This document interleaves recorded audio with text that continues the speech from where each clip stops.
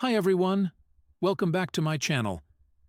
Today we're talking about another sad story, focusing on Sabrina Quare. This happened in a fancy part of London. Sabrina had a problem called compulsive thoughts. This means she couldn't control her thoughts and actions well. It's a big part of her story. She also had traits like being manipulative, cruel, and always wanting power. Even though Sabrina had a wealthy and free life, she wasn't happy. She always wanted more. She dreamed of being famous, getting attention, and having luxury. But she was never satisfied. She couldn't find a partner who met her standards. She always wanted something better. Her dreams and thoughts became obsessions. This made her believe things that weren't true. Sometimes it made her violent.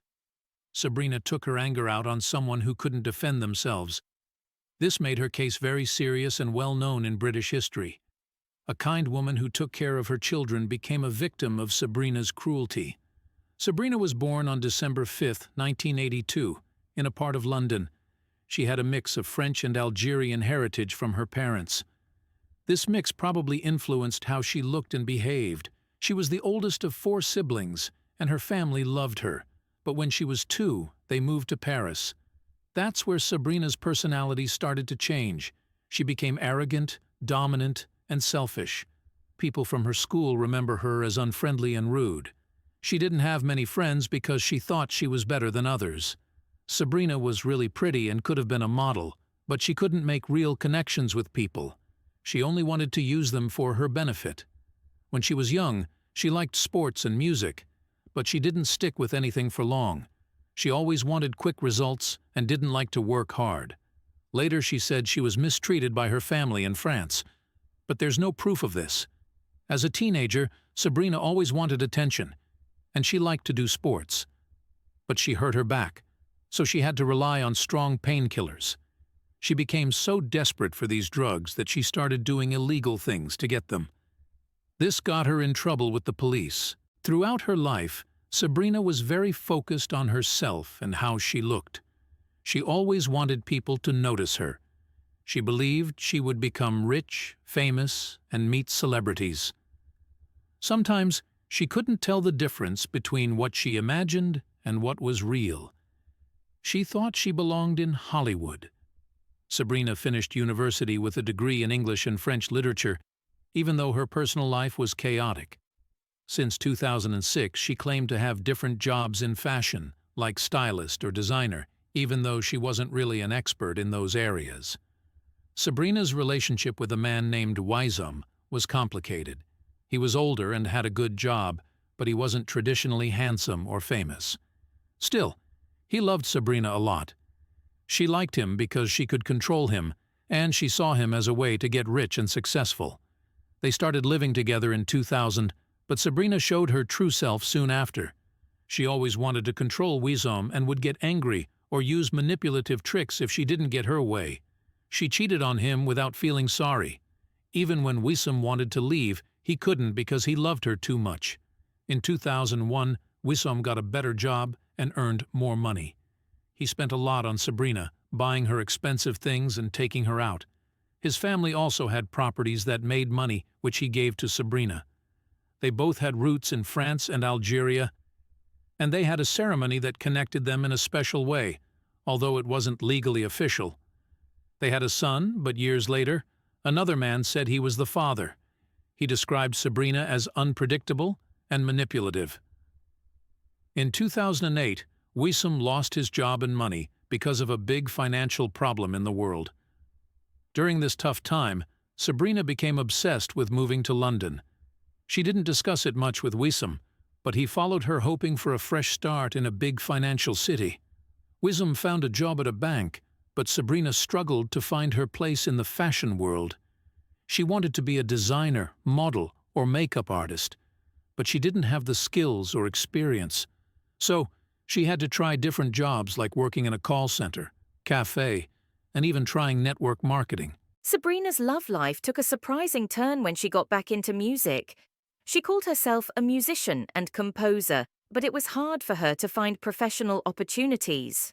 At an event, she met Mark Walton, a famous musician and producer who had worked with big stars like Jennifer Lopez and Lady Gaga.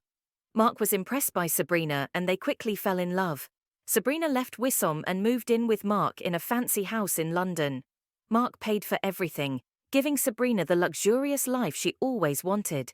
She enjoyed being with celebrities, wearing fancy clothes, and being in magazines. But Sabrina found it hard to keep Mark happy. She was scared of losing him, so she became jealous of every woman around him. She always wanted more expensive gifts and extravagant experiences.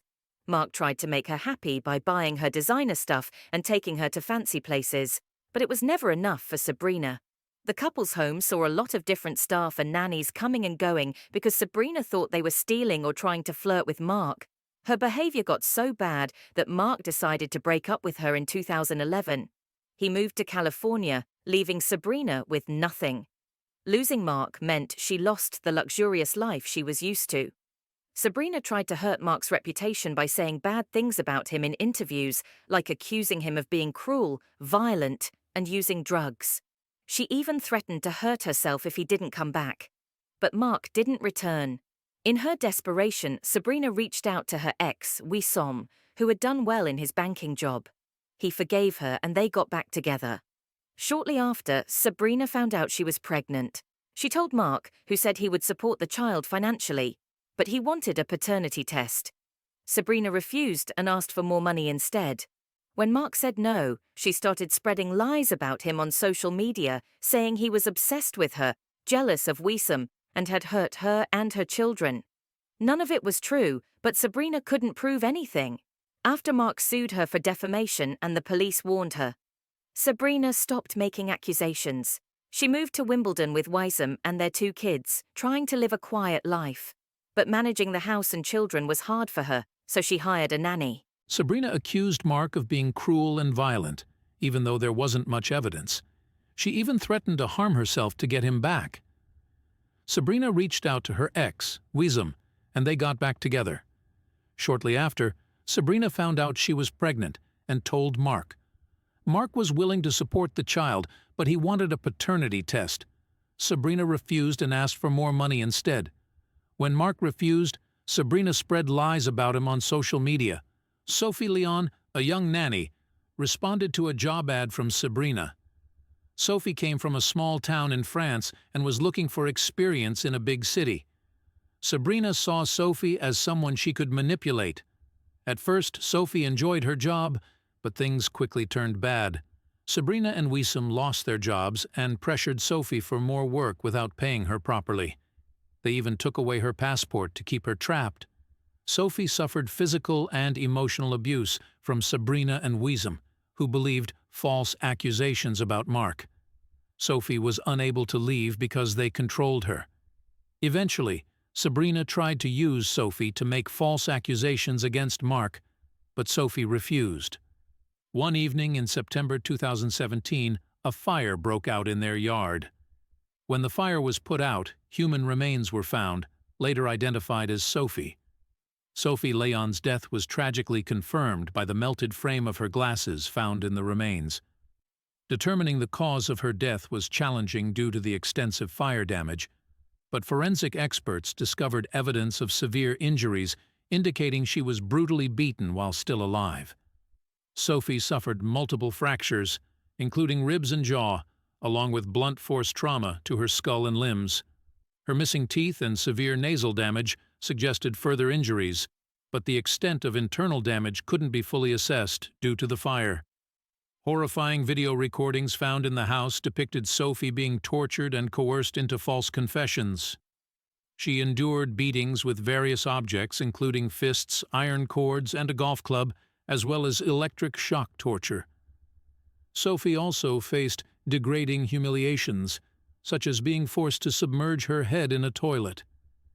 Experts believe she likely died from asphyxiation before the fire, sparing her from further agony. During the trial, Sabrina Quer and Wissom Mooney denied guilt and showed no remorse for their actions.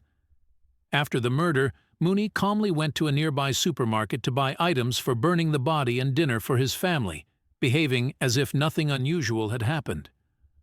The court hearings began in March 2018, with Sabrina trying to portray herself as a victim, blaming her actions on Mark Walton's torment.